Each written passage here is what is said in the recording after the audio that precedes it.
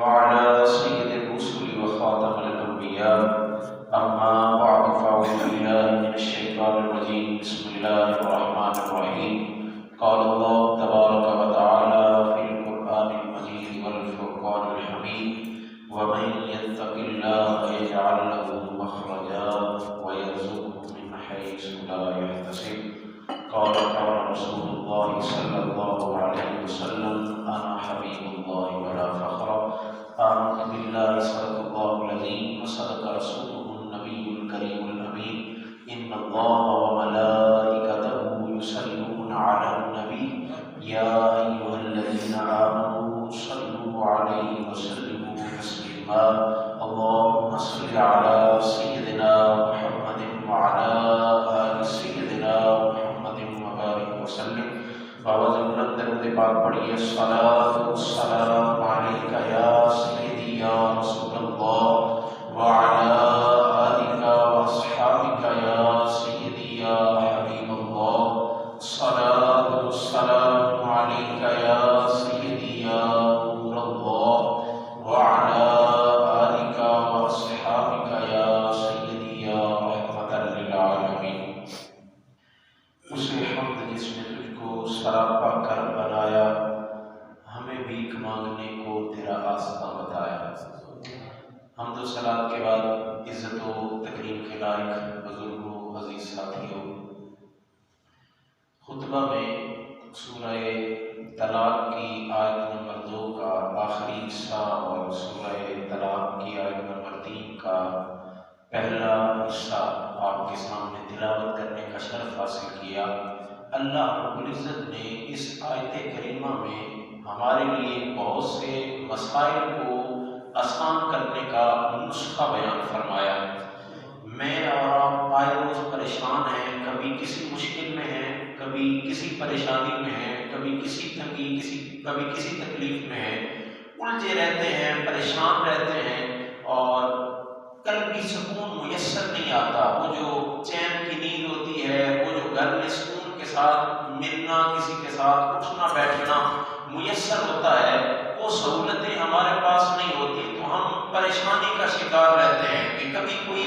ایسی بات پتہ چلے۔ آئے روز ہم دیکھتے ہیں کہ لوگ کبھی کسی بزرگ کے پاس، کبھی کسی فقیر کے پاس، ہم راہ گزرتے کسی بندے کو پکڑ کے بھی اپنے مسئلے بتاتے رہتے ہیں اور ہر کسی کے سامنے اپنی پریشانی کا اظہار کرتے ہیں، لیکن ایک بہت فکر انگیز بات یہ ہے کہ ہم اس کے سامنے اپنی پریشانی کو نہیں رکھتے کہ جو ہماری ساری پریشانیوں کو ایک لمحے میں حل کر سکتا ہے، ہماری ساری مشکلات کو لمحے بھر میں دور کر سکتا ہے، ہمیں قلبی سکون عطا کر سکتا ہے، ہمارے اوپر سے جتنے بوجھ ہیں اس کو اٹھا سکتا ہے، وہ ذات خالق کائنات کی ذات ہے۔ تو میں اور آپ جب تک اس کی بارگاہ میں نہیں آتے اور اس سے سوال نہیں کرتے، اس کے سامنے اپنے دامن کو نہیں پھیلاتے اور اسے اپنے مسائل نہیں بتاتے، تب تک جتنے مرضی آپ دنیا داروں کو بتاتے رہیں، آپ کو پتہ ہے کوئی آپ کو 1 ٹکا بھی دے گا تو ساری زندگی احسان جتلائے گا، تو پھر اس کی چوکھٹ پہ آیا جائے کہ جو اتنا دیتا ہے کہ انسان گنتے ہوئے بھی نہیں تھکتا، ساری زندگی آپ شمار کرتے رہے، نعمتیں زیادہ ہوں گی، احسانات زیادہ ہوں گے، آپ کی سانسیں کم پڑ جائیں گی، لیکن اس کے باوجود کبھی وہ احسان نہیں جتلائے گا، ہر لمحے آپ کو عطا کرتا رہے گا۔ اس خالق کائنات کی چوکھٹ پہ جب آپ آ جاتے ہیں، جب اس سے مانگتے ہیں، جب اس کے سامنے اپنی عرضی کو پیش کرتے ہیں کہ باری تعالیٰ تو مسئلے کو حل کر، میں اس عنوان کی طرف آنے سے پہلے یہ ایک عنوان سے ریلیٹڈ ہی بات ہو جائے گی۔ میں آپ کو بتاؤں کہ ہمیں یہ سبق سکھایا گیا ہے کہ اللہ رب العزت اپنی شان کے مطابق صبح سحری کے وقت آسمان دنیا میں جلوہ فرما ہوتا ہے اور بندوں سے پکار کے کہتا ہے کہ کوئی ہے رزق مانگنے والا جسے رزق عطا کر دیا جائے، کوئی ہے ایسا بندہ کہ جس کی مشکل کو آسان کر دیا جائے، کوئی ہے ایسا بے اولاد کہ جسے اولاد دے دی جائے، دیگر ایک چیز گنوائی جاتی ہے، بالخصوص رزق کے بارے بتایا گیا۔ اس لیے امام شافعی علیہ الرحمہ نے بیان فرمایا کہ وہ بندہ مومن کہ جو صبح سحری کے وقت سویا رہتا ہے اور طلوع فجر سے لے کے طلوع آفتاب تک وہ بستر کو نہیں چھوڑتا، اس کے رزق حلال میں کبھی وسعت و کشادگی نہیں آ سکتی۔ ہم یہ چیز بھی دیکھتے ہیں، کبھی کسی کے رزق میں فرمانی دیکھتے ہیں، کبھی کسی کے پاس زیادہ مال و دولت دیکھتے ہیں تو ہم سمجھتے ہیں کہ اس پہ اللہ کا بڑا کرم ہے۔ اللہ کا بڑا کرم یہ نہیں ہوتا۔ میں آپ کو بتاؤں، جتنے بھی نسخے قرآن و حدیث سے میں نے دیکھے ہیں، علماء، مفسرین، محدثین نے بیان کیے ہیں، انہوں نے رزق کی کثرت کا کوئی وظیفہ بیان نہیں کیا۔ انہوں نے جو بھی وظیفہ بیان کیا ہے، رزق میں برکت کا وظیفہ بیان کیا گیا، اور جو رزق کی کثرت کے وظیفے ہیں وہ بھی صرف اس وجہ سے ہے کہ یہ کام کرو گے رزق میں برکت آ جائے گی، تو جب برکت آ جاتی ہے تو پھر کثرت آ جاتی ہے۔ اور یہ بھی یاد رکھیں، کثرت کوئی چیز نہیں ہوتی، جو چیز بھی ہے برکت ہے۔ ہم دیکھتے ہیں کہ زیادہ مال و دولت بھی ہے، جاه و جلال بھی ہے، کسی کے پاس عہدہ اور منصب بھی ہے، لیکن اس کے باوجود اگر قلبی سکون نہیں ہے تو ہمیں پتہ ہونا چاہیے اس کے رزق میں کثرت ہے، برکت نہیں ہے۔ کثرت تو کسی طریقے بھی لائی جا سکتی ہے، کوئی طریقہ بھی اختیار کر کے رزق میں کثرت پیدا کی جا سکتی ہے، لیکن برکت پیدا کرنے کے لیے کوئی اور طریقے بتائے گئے ہیں۔ میں نے آپ کے سامنے قرآن مجید فرقان حمید کی سورہ طلاق میں سے آپ کر جائیں اور پڑھیں۔ میں اکثر آپ احباب سے کہا کرتا ہوں کہ یہاں جو آپ کو کچھ ساری احادیث مبارکہ یا ساری آیات قرآنیہ کے ریفرنس بھی نہیں دیے جاتے، چند ایک کے دے دیے جاتے ہیں، اور اس لیے کہ آپ گھر جا کے دیکھا کریں کہ کیا یہ واقعات ہے، اور اگر آپ پڑھیں اس کو، آپ تلاوت کریں، ساتھ ترجمہ پڑھیں، تفسیر پڑھیں، آپ کو یقین ہو جائے کہ یہ رب نے کہا ہے، آپ اس کی تصدیق کر لیں تو پھر اس کام سے پیچھے نہ ہٹیں۔ لیکن ساری مشکلیں، ساری پریشانیاں اللہ رب العزت نے سورہ طلاق آیت نمبر 2 کے اختتام میں فرمایا، وَمَن يَتَّقِ اللَّهَ يَجْعَل لَّهُ مَخْرَجًا، وہ بندہ کہ جو اللہ سے ڈر جاتا ہے، اللہ اس کے لیے ہر مشکل سے نکلنے کا راستہ پیدا کر دیتا ہے، ہر مشکل کو آسان کرنے کا راستہ کس کے لیے؟ وہ جو اللہ سے ڈر جاتا ہے۔ تو میں اور آپ زیادہ کام کرنے کوئی نہیں، نہ دنیا داروں کے سامنے گڑ گڑانا ہے، نہ کسی کی منت سماجت کرنی ہے، نہ کسی کے پاؤں پکڑنے ہیں، نہ کسی سے پیسے مانگنے ہیں۔ آسان سا نسخہ ہے،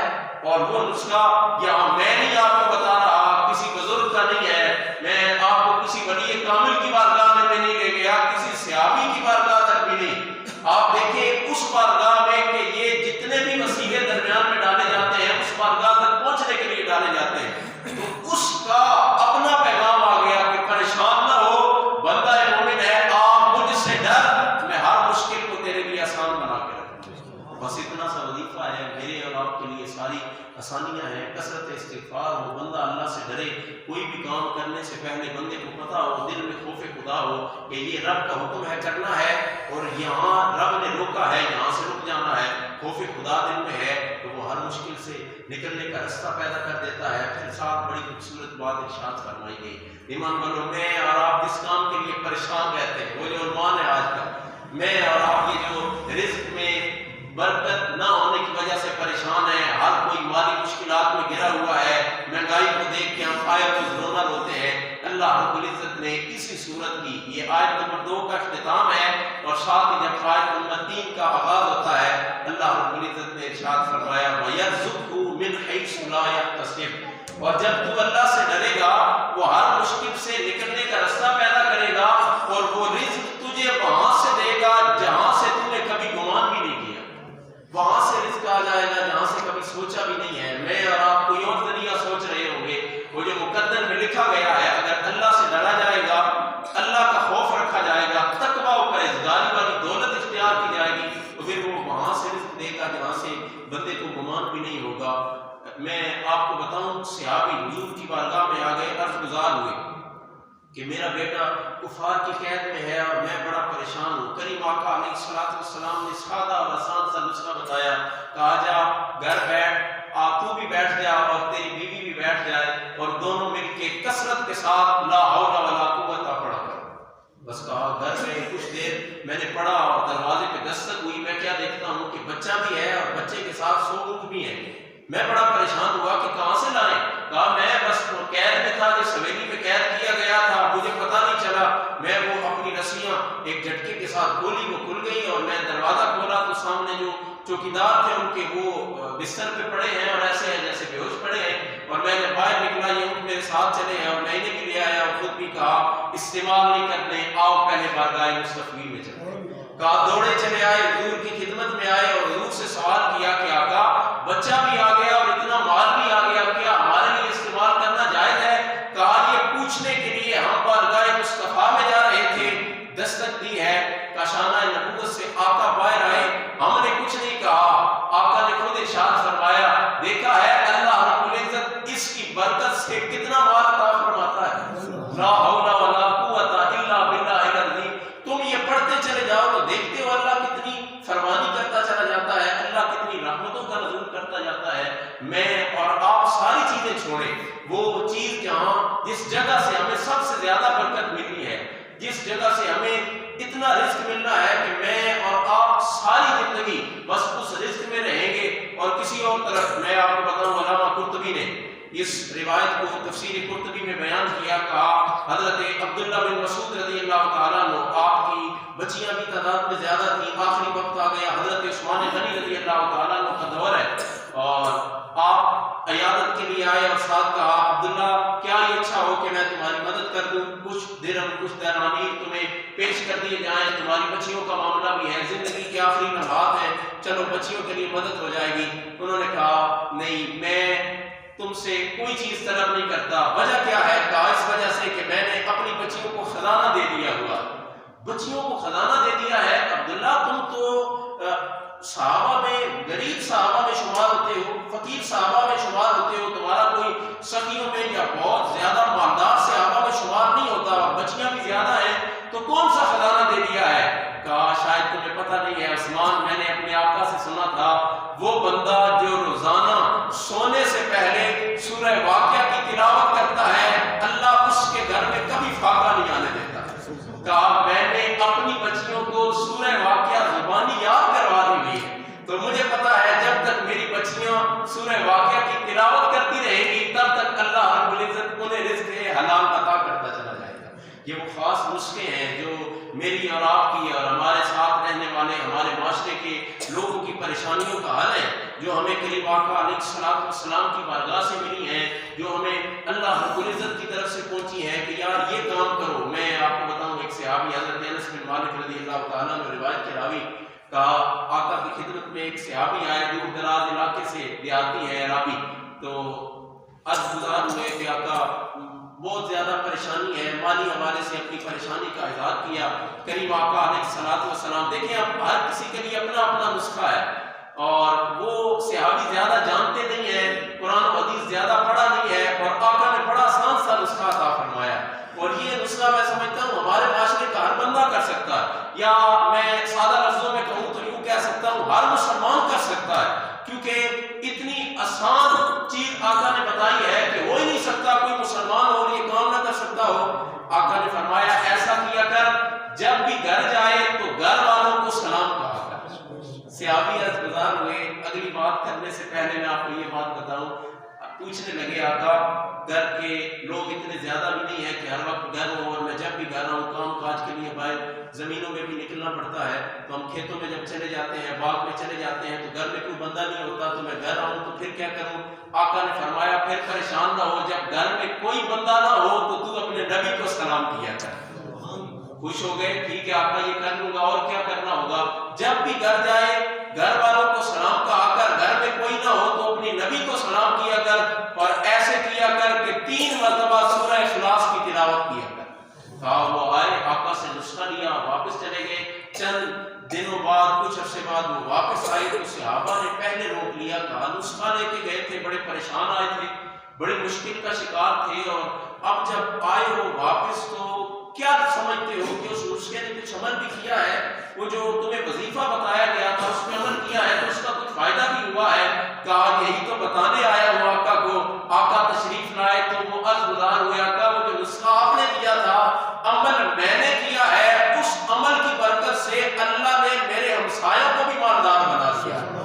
وہ جو برکت کے چھینٹے تھے وہ ہمسایوں پہ بھی پڑے ہیں، اور وہ بھی اس طرح ابھر کے سامنے آئے ہیں کہ اللہ رب العزت کی اتنی رحمتوں کی برسات ہوتی ہے۔ تو میں اور آپ ان چیزوں پہ عمل کریں۔ اکثر یہ چیز دیکھی گئی ہے کہ ہم دوڑے چلے جاتے ہیں، کسی بابے کو پکڑا اور بس یہ کر دیں وہ کر دیں اور رزق میں تنگی ہے۔ اکثر اوقات دیکھا گیا ہے کہ کوئی جب آپ کو وظیفہ بتاتا ہے، دیکھیں وہ بہت بڑی پریشانی جو آج کل ہمارے معاشرے کی پریشانی ہے رزق کی تنگی کے علاوہ وہ یہ ہے کہ ہر بندہ پریشان ہے کہ کسی نے کچھ کروا دیا ہے، کوئی جادو ہو گیا، کوئی ٹونے کا معاملہ، کوئی عمل ہو گیا، کوئی ایسے ویسے معاملات ہیں۔ تو ہمیں تو آقا نے آسان ترین نسخہ بتایا ہے۔ یہ نسخہ آسان ترین اس وجہ سے میں کہہ رہا ہوں کہ ہر بندہ کر سکتا ہے، لیکن ہم اس سے بچتے ہیں، جان چھڑواتے ہیں، خود کرتے نہیں ہیں، کسی کے سہارے بھاگتے ہیں، پھر ساری زندگی انہیں الجھے رہتے ہیں۔ وہ جو بتا دیتا ہے کسی نے کچھ کروا دیا ہے، وہ جس کا نام الف سے شروع ہوتا ہے، تو خاندان میں دوست احباب میں کوئی تو ہوگا جس کا نام الف سے شروع ہوگا، تو بس اس کا ذہن بنا لیا اور ساری زندگی بدگمانی رکھی اور الجھے رہے۔ نہ ایسے نہ کریں۔ اگر کسی کو یہ یقین کی حد تک ہو کہ کسی نے کچھ کروا ہی دیا ہے، تو ہمیں بتایا گیا ہے تو گھر میں 40 دن سورہ بقرہ کی تلاوت کر، دیگر جن جنات اور جادو ٹونا کیا ہے، شیطان بھی تیرے گھر میں قدم نہیں رکھ سکتا۔ بس قرآن پاک کے ساتھ جڑ جائیں، یہ نعمت اپنے پاس رکھیں اور دیکھیں فرمانی کتنی ہوتی ہے، نعمتیں کتنی ہوتی ہیں۔ خیر یہ عنوان بڑا طویل ہے، اس عنوان میں جائیں گے تو بات بڑی آگے۔ ایک اور چیز ہمیں بتائی گئی کہ میں آپ کو بتاؤں، چلیں ربیع ثانی کا مہینہ ہے، حضور غوث پاک کی بارگاہ میں حاضری لگواتے ہیں۔ آپ کی بارگاہ میں ایک شخص حاضر ہوا اور عرض گزار ہوا، رزق کی تنگی کے حوالے سے بڑی پریشانی ہے، کیا کیا جائے؟ انہوں نے کہا تو کیا کرتا، بڑا کاروبار بھی ہے، کام کاج بھی ہے، لین دین کے معاملات ہیں، لیکن پھر بھی گزارا نہیں ہوتا۔ کہا ایسے کر کے تو ساری زندگی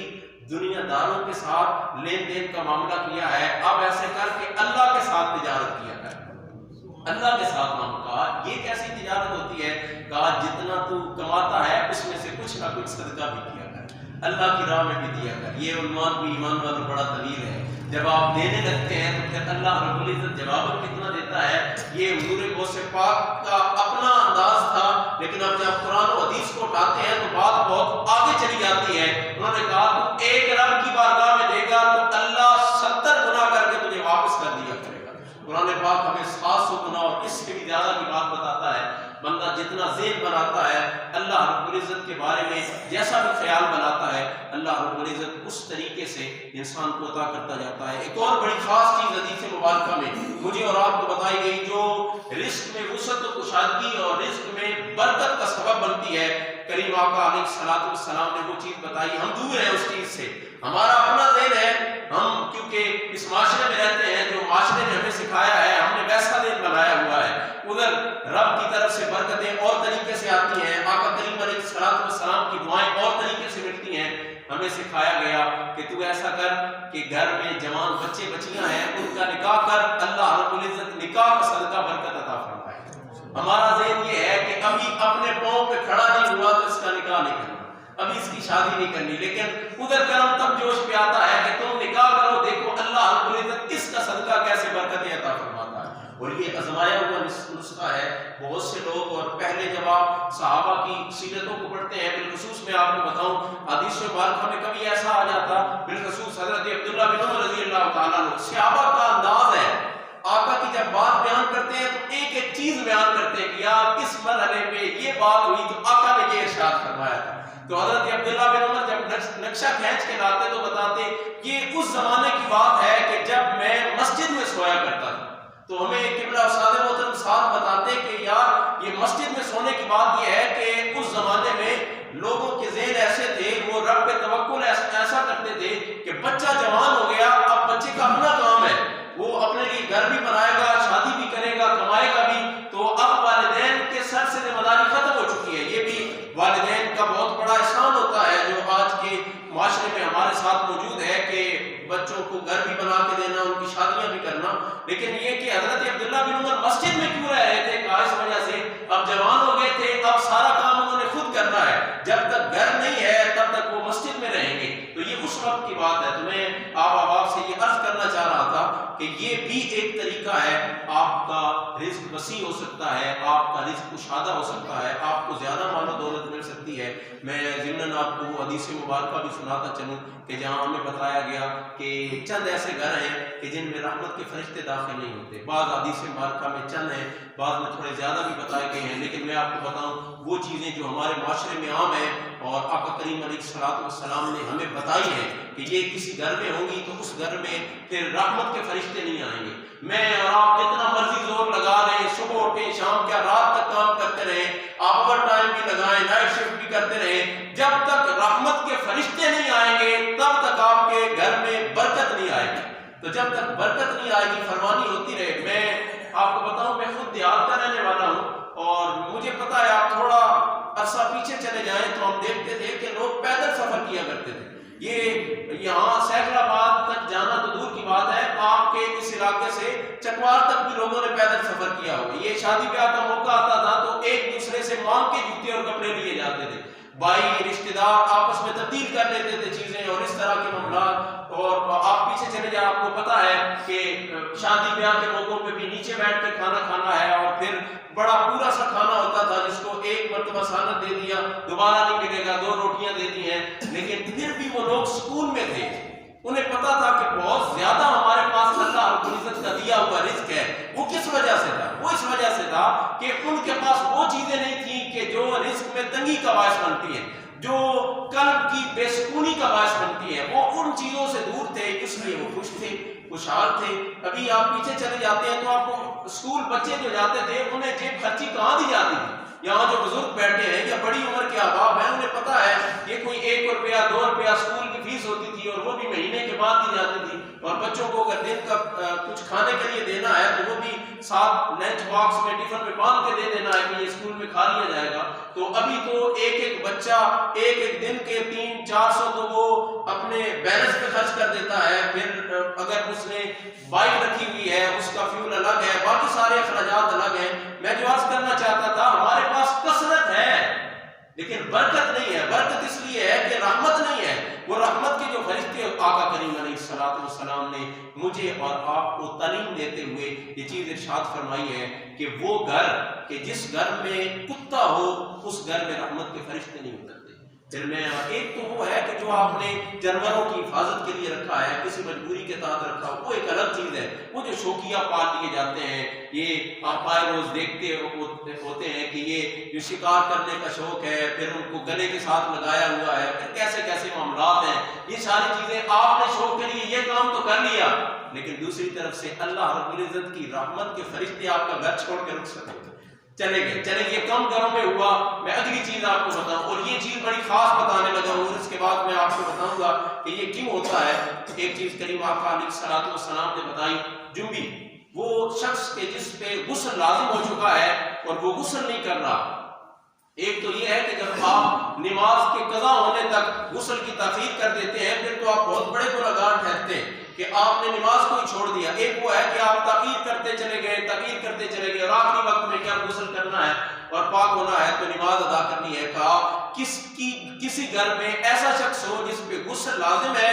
اور وہ غسل نہیں کر رہا، تو جب تک وہ غسل نہیں کرتا اللہ کی رحمت کے فرشتے وہ گھر چھوڑ کے چلے جاتے ہیں۔ میں آپ کو یہاں ضمن یہ بات بھی کروں گا کہ ہمارے معاشرے میں بہت سے لوگ ایسے ہیں کہ جنہیں پتہ ہی نہیں ہے کہ غسل کب لازم ہوتا ہے، جنہیں پتہ ہی نہیں ہے کہ غسل کب واجب ہوتا ہے، کن کن چیزوں کی وجہ سے واجب ہوتا ہے۔ اور پھر بہت بڑے المیہ کی بات کر رہا ہوں، اور یہ کیونکہ سوال ہوئے پھر بتایا گیا تو اگلے بندے نے بتایا کہ مجھے تو آج تک اس بات کا پتہ ہی نہیں تھا۔ وہ بات میں یہ عرض کرنے لگا ہوں، ابھی تک ہمارے معاشرے کے بعض لوگوں کو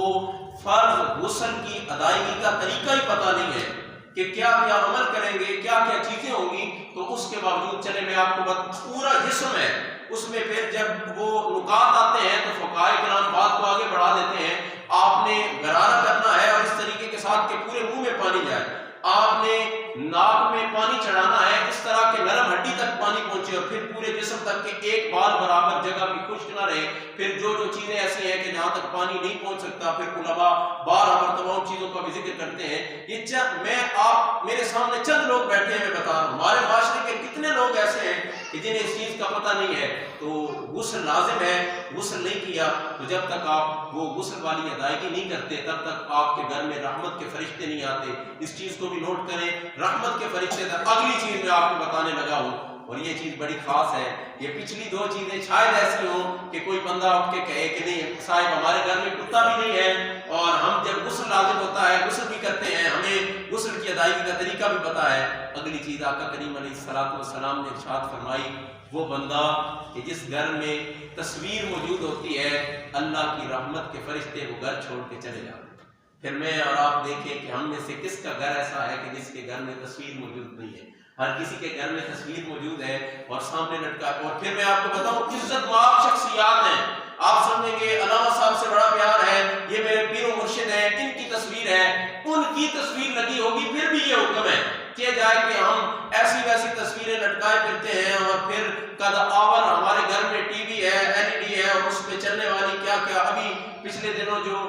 دوبارہ اجازت دے دی گئی وہ فلم کے وہ پاکستان میں چلے گی اور پتہ نہیں ہم جنس پرستی کو یہ پتہ نہیں ان کو کتنے پیسے مل جاتے ہیں یا کس طرح یہ ڈالروں میں بک جاتے ہیں اور اپنی آخرت کا سودا کر لیتے ہیں. یہ چیزیں جب پروان چڑھیں گی ہمارا معاشرہ کہاں جائے گا. میں اپنے ساتھ بیٹھنے والے احباب سے کہا کرتا ہوں, ایک تو وہ بزرگ ہمارے گریبان پکڑیں گے کہ جنہوں نے ہمیں پاکستان بنا کے دیا تھا کہ یار ہم نے پاکستان بنایا کس کے لیے تھا اور تم نے کیا کیا ہے. اور دوسرا آنے والی نسلیں, یہ جو آج چھوٹے چھوٹے معصوم بچے ہیں یہ بھی ہمارا گریبان پکڑیں گے کہ ہمیں تو پتہ ہی نہیں تھا, ہم تو جب پروان چڑھے یہ سارے قانون نافذ تھے, یہ لاگو ہو چکے تھے اور ہم مجبور تھے. تو آپ کی آنکھوں کے سامنے یہ کچھ ہوتا رہا اور آپ نے کچھ بھی نہیں کیا. نہیں, ان چیزوں سے بھی آپ نے بچنا ہے. گھر میں اگر کوئی ایسی چیز ہے, میں اور آپ یہ دیکھتے رہا کریں کہ یہ کچھ چیزیں ہیں کہ جن کی وجہ سے اللہ رب العزت کی رحمتیں اٹھ جاتی ہیں, تو یہ ہمارے پاس کیوں ہے. یہ وہ ہے کہ جس کی وجہ سے برکت اٹھ جاتی ہے, تو یہ ہمارے پاس کیوں ہے. جب اللہ رب العزت ناراض ہو جاتا ہے تو یہ ہمارے پاس کیوں ہے.